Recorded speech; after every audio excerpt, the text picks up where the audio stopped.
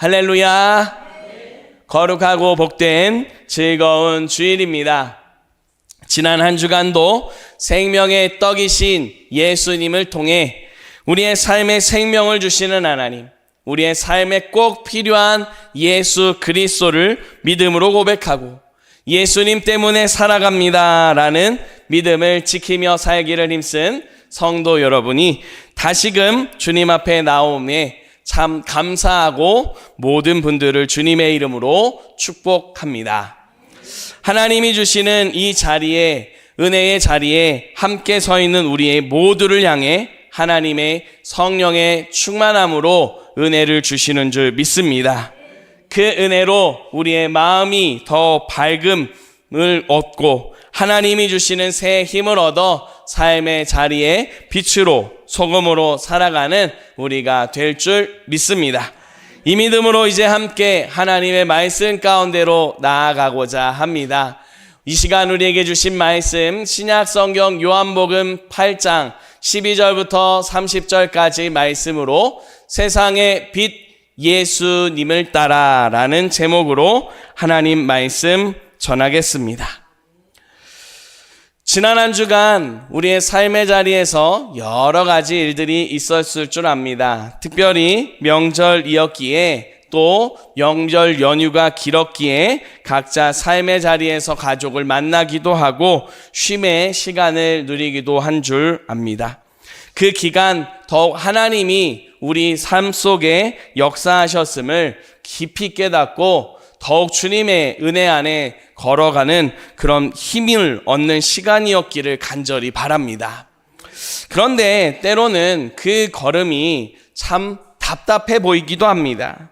지난 한 주간 우리 성도 여러분의 기도 덕분에 여러 군데 처가와 본가를 잘 다녀올 수 있었습니다. 그런데 오가는 모든 걸음 속에서 눈을 만나게 되었습니다. 눈을 만나면서 참 눈이 많이 온 현실 앞에서 운전하는 것도 여러 사람을 만나러 이동하는 것에도 많은 제약이 있음을 느낄 수 있었습니다. 어떤 분들께서는 가족이 너무 보고 싶지만 눈길이 위험하니까 오지 마라 라고 말씀하시고 홀로 명절을 보내시는 분들도 있었습니다.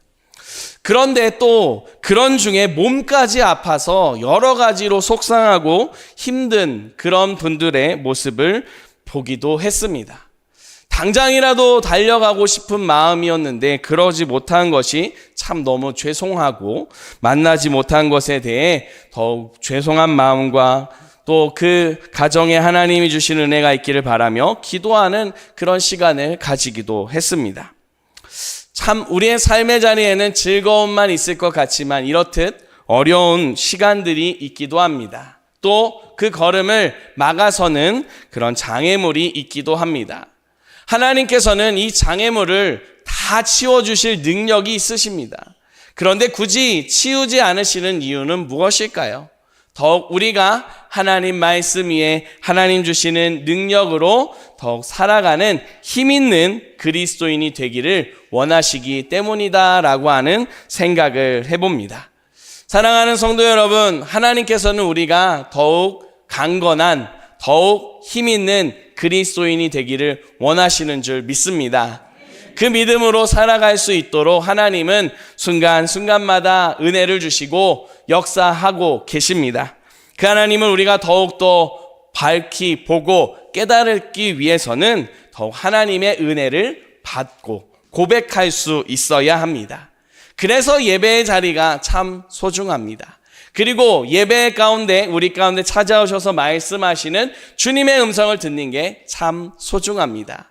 그런 은혜의 자리에 있는 성도 여러분에게 하나님께서 이제 말씀을 통해서 힘을 주시고 능력을 주시는 줄 믿습니다. 그것을 깨닫고 삶의 자리로 나아가 더욱 빛으로 소금으로 살아가는 모두가 되시기를 주님의 이름으로 축복합니다. 첫 번째로 하나님께서 우리에게 주시는 말씀입니다. 예수님은 세상의 빛으로 오셨습니다. 아멘. 우리 함께 한 목소리로 고백하겠습니다. 예수님은 세상의 빛으로 오셨습니다. 아멘. 예수님께서 자신을 생명의 떡이라고 말씀하셨습니다. 그뿐만 아니라 그 뒤로도 예수님께서는 자신이 어떤 존재인지를 계속해서 말씀해 주셨습니다. 오늘 말씀에서는 예수님께서는 자신을 이렇게 말씀하십니다. 12절 말씀에 보면 예수께서 또 말씀하여 이르시되 나는 세상의 빛이니 나를 따르는 자는 어둠에 다니지 아니하고 생명의 빛을 얻으리라 라고 말씀합니다. 예수님께서 자신을 세상의 빛이라고 말씀하십니다. 이것을 통해서 우리는 한 가지 짐작할 수 있습니다. 세상의 빛으로 예수님이 오셨다는 건 세상이 어둠 가운데 있음을 알 수 있다라고 하는 겁니다. 요한복음에서 이 어둠을 여러 가지로 생각해 볼 수 있습니다. 특별히 이 어둠은 죄 가운데 있는 모습으로 이해하게 됩니다. 죄 때문에 사망 가운데 있는 모습이 어둠입니다. 죄와 사망의 권세 아래에서 멸망하는 모습이 어둠입니다.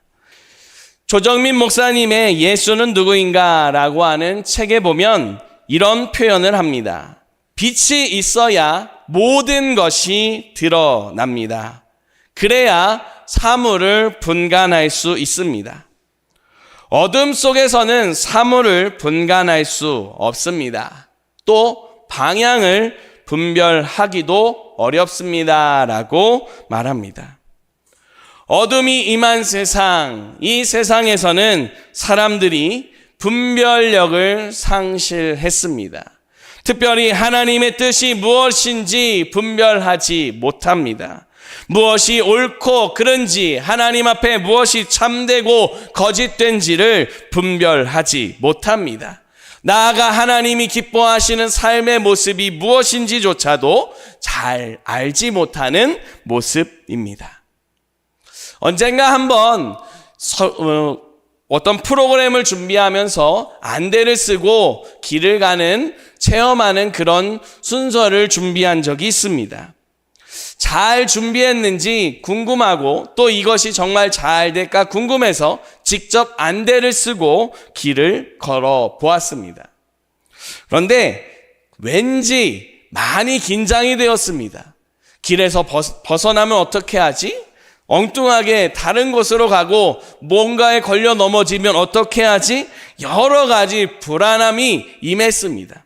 그리고 긴장이 되다 보니까 평소에는 그래도 눈 감고 걸어가다가도 잘 걸어가는데 그날따라 앞에서 종을 쳐주고 박수도 쳐주는데 이상하게 가야 하는 방향이 아닌 엉뚱한 방향으로 가는 제 모습을 볼 수가 있었습니다. 나중에 안대를 벗고 나니까 제게 그런 말을 하는 겁니다. 아니, 왜 이렇게 균형 감각이 없으세요? 앞에서 이렇게 박수를 쳐주는데 소리를 따라서 잘 오셔야죠. 라고, 아니, 어려워요. 한번 해보세요. 했습니다. 그분이 안대를 쓰고 자신만만하게 척척척척 하는데 그 길을 잘 걸어가시는 모습을 봤습니다. 상대적으로 제가 더 어렸는데, 그런데 이렇게 차이가 나는 모습에 내가 너무 긴장했나라고 하는 생각을 하기도 했습니다. 세상이 어두운 것도 마찬가지입니다. 잘못된 길로 가고 있는 겁니다. 다르게 표현하자면 하나님과 상관없이 살아가는 겁니다. 앞에서 박수를 치는데 제가 다른 곳으로 가고 엉뚱한 곳으로 가면서 불안해하는 것처럼 하나님이 말씀하시고 하나님이 이끄시는 방향이 있는데 그와 상관없이 자기가 가고 싶은 걸음을 걸어가고 있는 겁니다. 그런데 그 걸음을 걸어가는 데에는 평안이 없습니다. 불안합니다. 긴장감이 있습니다. 정말 중요한 게 무엇인지 참 알기가 어려운 그런 모습입니다. 오늘 말씀에 나타나는 어두운 모습은 하나님보다 자신이 더 중요한 모습입니다. 하나님의 말씀보다 자신의 기준이 또 자신이 생각하는 것이 더 중요하게 나타나는 모습입니다. 그런 세상에 예수님이 빛으로 오셨습니다. 이런 사실을 20절에 보게 되면 어디서 말씀하시는지 알 수가 있습니다. 이 말씀은 성전에서 가르치실 때에 헌금함 앞에서 하였다라고 말씀하고 있습니다. 헌금함, 그 자리에서 하고 있는 이 사실은 예수님 앞에, 하나님 앞에 우리가 어두운 세상을 살아가고 있음을 너무나도 잘 보여주는 모습입니다.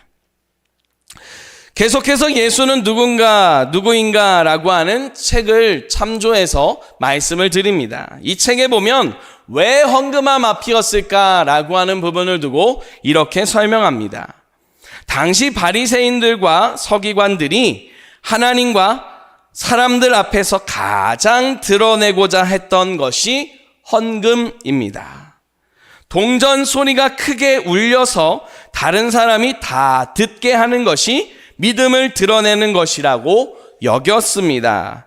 그들에게 헌금이란 자기의 의로움이었고 자기 자랑이었고 자기 신앙이었습니다 라고 설명합니다.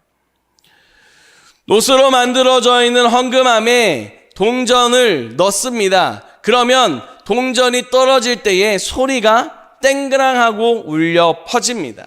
그런데 그 땡그랑하는 소리가 작은 동전을 넣을 때하고 많은 동전을 넣을 때하고 소리가 다릅니다. 더 큰 소리가 나고 더 찰랑찰랑거리는 소리가 많이 나면 믿음이 더 좋다라고 하는 그런 생각을, 그런 기준을 가지고 있었습니다. 그런 헌금함 앞입니다. 자신의 기준을 가지고 자신의 생각을 가지고 서 있는 사람들을 향해서 예수님이 빛으로 왔다라고 말씀하고 있는 겁니다. 생각해 보겠습니다. 성전에서 누구에게 집중해야 되는 자리입니까? 하나님께 집중해야 되는 자리입니다. 그런데 사람들은 하나님께 집중하는 게 아니라 동전 소리에 집중하고 있습니다. 헌금을 하면서 하나님을 향하여서 드릴 뿐만 아니라 주님이 주시는 은혜와 주님의 말씀을 집중하고 나아가야 되는 모습입니다. 하나님을 향한 예배가 더 집중되어져야 합니다. 그런데 사람들은 예배를 집중하는 것이 아니라 내 만족, 내가 얼마나 사람들에게 주목받는가, 인정받는가라고 하는 것에 집중하고 있는 모습이 그려지고 있습니다. 하나같이 하나님이 아닌 다른 것에 초점이 향하고 있습니다. 이런 모습을 어둠으로 말씀합니다. 어둠 가운데 있기 때문에 하나님이 아닌 다른 것에 주목합니다. 어둠 가운데 있기 때문에 옳고 그른 것을 지금 잘 분별하지 못합니다. 하나님의 뜻이 정말로 하나님이 기뻐하시는 것이 무엇인지 깨닫지도 못하고 자기가 좋으면 그만, 자기가 높아지면 그만이라고 하는 식의 태도로 서 있는 자들에게 예수님이 말씀하십니다. 나는 세상의 빛으로 왔다. 이 세상에는 우리도 속해 있습니다. 우리가 어두운 가운데 있을 때도 있습니다. 우리의 삶의 자리에서 우리를 끊임없이 어둠으로 몰아가기 위해서 죄와 사망의 권세가 우리를 향해서 끊임없이 달려옵니다. 그런 어둠의 권세를 몰아내지 못한다면, 이기지 못한다면 우리도 똑같이 이 말씀 속에 나타나는 어두운 속에 살아가는 모습이 될 뿐입니다. 죄와 사망에 사로잡혀서 멸망을 향하여 치달아가는 모습입니다. 하나님께서는 이런 삶의 자리에, 이런 세상에 예수 그리스도를 빛으로 보내주셨습니다. 예수님은 세상 가운데 빛으로 오셨습니다. 어둠이 아닌 하나님의 은혜 안에 살아가는 빛으로 살아가도록 이 땅 가운데 오셨습니다. 사랑하는 성도 여러분, 예수님이 이 세상에 빛으로 오셨습니다. 이 세상에 빛으로 오신 예수님께서 우리의 삶의 자리에도 찾아오고 계심을 믿으시기 바랍니다. 끊임없이 우리의 삶에 드는 그 손을 드립고 있는 어둠을 향하여서 주님께서 오십니다. 그리고 그 빛을 비추어 주십니다. 그렇게 하나님의 은혜를 통해 예수 그리스도의 빛을 통해 어둠이 아니라 하나님의 은혜 속에 살게 해 주십니다. 이 한 주간 빛이신 예수님을 우리가 믿음으로 고백하며 하나님의 뜻을 더 깨달아 알아가고 하나님의 은혜를 더욱더 삶의 자리에서 찬송하는 그런 귀한 은혜가 가득하기를 주님의 이름으로 축복합니다. 두 번째로 하나님께서 우리에게 주시는 말씀입니다. 빛이신 예수님을 따라 증인의 삶을 살아갑시다. 아멘. 우리 함께 다시 한번 고백하겠습니다. 빛이신 예수님을 따라 증인의 삶을 살아갑시다. 아멘. 다시 한번 말씀드리지만 예수님은 세상의 빛으로 오셨습니다. 할렐루야. 예수님이 이 땅에 빛으로 오셨는데 그 이유가 무엇인지도 분명하게 말씀하십니다. 예수님이 빛으로 이 땅에 오신 이유는 하나님이 보내셨기 때문입니다. 자신을 생명의 떡이라고 말씀하신 예수님께서는 요한복음 6장 뒷부분 그리고 7장에서 계속해서 말씀하십니다. 그리고 오늘 우리가 읽은 요한복음 8장에서도 분명하게 말씀하십니다. 나는 아버지께서 보내셔서 이 땅 가운데 왔다라고 하는 사실을 누차 반복해서 말씀하고 있습니다. 그러면 하나님께서 예수님을 보내신 이유가 무엇이겠습니까? 이 이유를 요한복음에서 우리가 또 발견하게 됩니다. 우리가 잘 알고 있는 말씀입니다. 요한복음 3장 16절 말씀입니다. 하나님이 세상을 이처럼 사랑하사 독생자를 주셨으니 이는 그를 믿는 자마다 멸망하지 않고 영생을 얻게 하려 하심이라. 아멘. 하나님이 세상을 사랑하셨습니다. 어두운 가운데 있는 세상을 사랑하셨습니다. 멸망 가운데로 치달아가고 있는 세상을 사랑하셨습니다. 그래 그 세상이 멸망이 아닌 영생을, 생명을 얻기를 바라셨습니다. 어두움이 아닌 빛 가운데 있기를 바라셨습니다. 그래서 예수 그리스도를 보내주셨습니다. 이 같은 사실을 예수님도 너무도 잘 알고 계셨습니다. 그래서 예수님께서는 끊임없이 말씀하셨습니다. 하나님이 세상을 사랑하셔서 나를 이 땅에 보내셨노라라고 끊임없이 말씀하십니다. 하나님의 뜻, 하나님의 사랑, 하나님의 기뻐하는 일을 분명하게 계속해서 말씀하셨습니다. 그 말씀을 통해서 우리 모두가 하나님이 기뻐하시는 대로 사랑을 입은 자로, 하나님이 기뻐하시는 대로 생명을 얻은 자로 살기를 바라셨습니다. 이 같은 바람을 가지고 예수님께서는 끊임없이 말씀하시고 또 말씀하셨습니다. 더 중요한 게 있습니다. 예수님은 말씀만 하지 않으셨다는 겁니다. 29절 말씀입니다. 우리 같이 29절 말씀을 같이 한 목소리로 다시 한번 읽어보겠습니다. 나를 보내신 이가 나와 함께 하시도다. 나는 항상 그가 기뻐하시는 일을 행함으로 나를 혼자 두지 아니하셨느니라. 아멘. 나는 항상 그가 기뻐하시는 일을 행한다라고 말씀합니다. 예수님은 하나님이 기뻐하시는 일을 선포하셨습니다. 뿐만 아니라 그 말씀을 살아내셨습니다. 믿음의 삶을 보여주셨다라고 하는 겁니다. 그러면 예수님이 보여주신 그 삶, 하나님이 기뻐하시는 일이 나타나는 그 삶이 어떤 모습일까요? 오늘 말씀 앞에 나오는 요한복음 8장 1절부터 12절에 보게 되면 한 음행하다가 붙잡혀 온 여자가 나타납니다. 이 여자가 예수님 앞에 서게 됩니다. 이유인즉슨 바리새인들과 서기관들이 예수님을 흠잡고 책잡고 붙잡기 위해서 놓은 함정이었습니다. 그 자리에 오기 전에 예수님이 무엇을 하고 계셨느냐? 하나님이 기뻐하시는 일을 가르치시고 있었습니다. 그렇게 하나님이 기뻐하시는 일을 가르치시고 있는데 바리새인들과 서기관들이 음행한 여자를 데리고 와서 그 자리에 데려다 놓고 말합니다. 율법에 보면 이런 여자는, 이런 사람은 붙잡으면 바로 돌로 쳐 죽이라고 말씀하고 있습니다. 당신은 어떻게 하시겠습니까? 라고 질문을 받게 됩니다. 그러자 예수님께서는 말씀하시지 않고 땅에 무언가를 쭉 쓰십니다.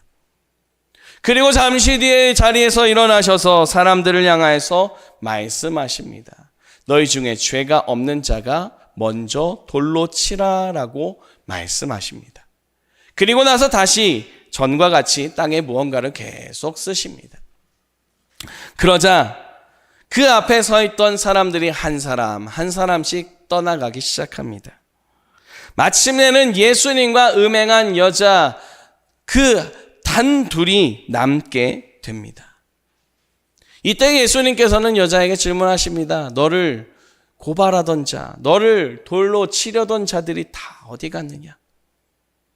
여자가 말합니다. 다 떠나갔습니다. 아무도 없습니다. 그러자 예수님께서는 다른 말씀하시지 않습니다. 나도 너를 정죄하지 않는다. 가서 다시는 죄를 짓지 마라라고 말씀하시는 걸 보게 됩니다. 이 말씀에서 예수님께서 하나님이 기뻐하시는 일을 어떻게 이루셨는지를 보게 됩니다. 율법에 따르면 음행하다 붙잡힌 여자는 죽은 여자입니다. 모든 것이 끝났다고 여겨지는 어두운 시간을 보내고 어두운 시간 중에 있는 사람입니다. 절망적인 순간입니다. 후회가 가득합니다. 죽음만이 다가오기를 기다리고 있습니다. 고통만을 기다리고 두려워 떨고 있는 그런 모습입니다. 그런 자에게 예수님의 빛이 비춰집니다. 그러자 율법을 따라 죽었던 여자가 생명을 얻게 됩니다. 두려움이 변하여 소망이 되었습니다. 후회와 절망과 모든 고통에 대한 괴로움들이 변하여서 하나님이 주시는 기쁨으로 평안으로 변화가 일어나게 되었습니다. 이것을 통해서 예수님은 하나님이 기뻐하시는 일이 무엇인지를 분명히 보여주십니다. 하나님이 기뻐하시는 일은 생명이 살아나는 일입니다. 하나님이 기뻐하시는 일은 소망이 일어나는 일입니다. 하나님이 기뻐하시는 일은 한 사람이 기쁨 가운데로 평안 가운데로 담대함 가운데로 나아가는 모습임을 분명하게 보여주고 있습니다. 이것을 우리는 하나님의 말씀을 통해서 깨닫고 있습니다. 그런데 단지 깨닫는 것으로 끝나는 게 아닙니다. 그게 삶으로 나타나야 하는 겁니다. 예수님은 하나님이 기뻐하시는 일을 가르치셨습니다. 그리고 그 가르치신 일을 분명히 실천하며 하나님의 뜻을 이루어 가셨습니다. 십자가에서만 모든 사람을 향한 하나님의 구원을 이루신 게 아닙니다. 이 땅에서 살아가시는 그 모든 걸음걸음에서 하나님의 구원을, 하나님의 소망을, 하나님의 기쁨을, 하나님의 은혜를 삶으로 사람들에게 증거하셨습니다. 그런 예수님에 반해서 바리새인들과 서기관들은 달랐습니다. 자기의 기준으로 꽉 찼습니다. 하나님보다 자신의 자존심이 중요합니다. 어떻게 해서든지 자신이 더 영광스러워야 되고 어떻게 해서든지 자신이 더 높은 자리에 앉아야 한다라고 생각합니다. 그런 탐욕에 사로잡혀서 사람 한 명을 죽이는 것, 서슴지 않는 태도를 보이고 있습니다. 하나님이 율법을 주신 건 죽이라고 주신 게 아닙니다. 죽이라고 말씀하시지만 동시에 하나님은 생명을 말씀하십니다. 하나님의 사랑을 깨닫고 하나님의 은혜를 깨닫고 그 구원 안에 그 능력 안에 그 말씀 안에 살아가도록 율법을 주셨던 겁니다. 그런 하나님의 기쁘신 뜻을 깨닫지 못하는 어둠 속에 있다 보니 자기 마음대로 하나님과 관계없이 살아가는 모습을 보입니다. 예수님께서는 이런 세상 가운데 오셔서 빛을 비추시며 말씀하셨습니다. 나를 따라와서, 나를 따라 살아서 어둠이 아닌 생명의 빛을 얻는 사람이 되라고 말씀하셨습니다. 예수님의 빛을 받고 예수님을 따라 살아가는 사람은 그 삶의 자리에 거룩한 변화가 일어나기 마련입니다. 계속해서 조정민 목사님을 두고 말씀을 드리려고 합니다. 책에 보면 자기의 이야기를 적어 놓은 걸 볼 수가 있습니다.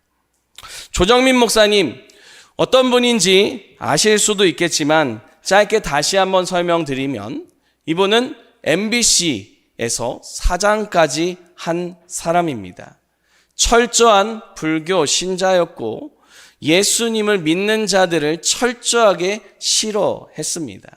아내가 교회 가는 것을 너무 싫어했습니다. 그래서 그 아내가 교회 가는 것을 막기 위해서, 방해하기 위해서 교회가 아니다, 나와 같이 내 기준을 가지고 살자라고 말하기 위해서 성경을 보기 시작했고, 그 과정에서 예수님을 만나고 변화가 된 사람입니다.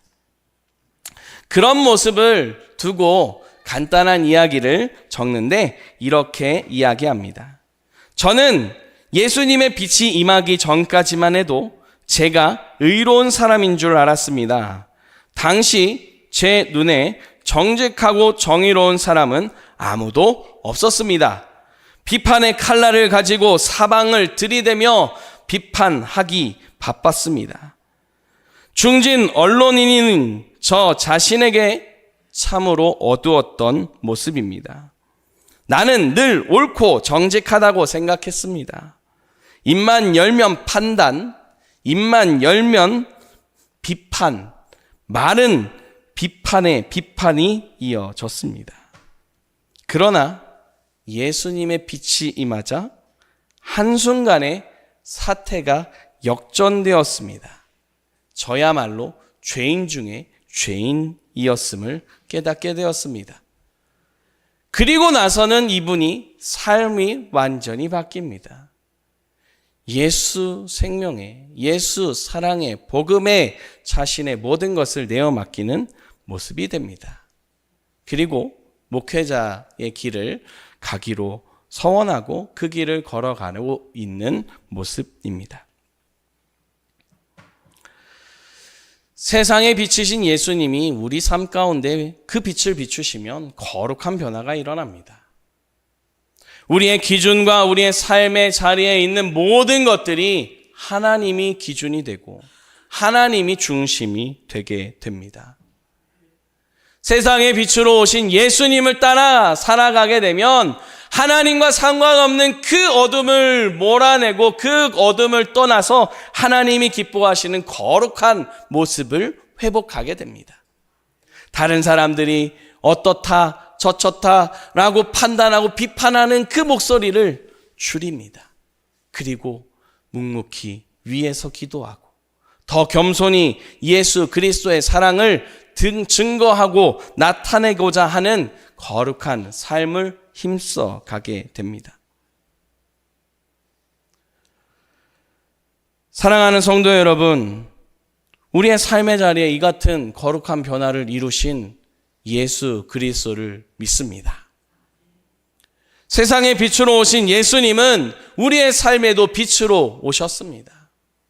하나님을 중심으로 생각하고 하나님 말씀을 따라 하나님 나라 이루는 자로 우리를 변화시켜 주셨습니다. 나아가 그 걸음을 이어 살아가게 하십니다. 하나님이 기뻐하시는 일을, 하나님의 말씀을 아는 것으로 끝나는 것이 아니라, 믿는 것으로 끝나는 것이 아니라 삶에서 살아내는 거룩한 모습이 되게 하십니다.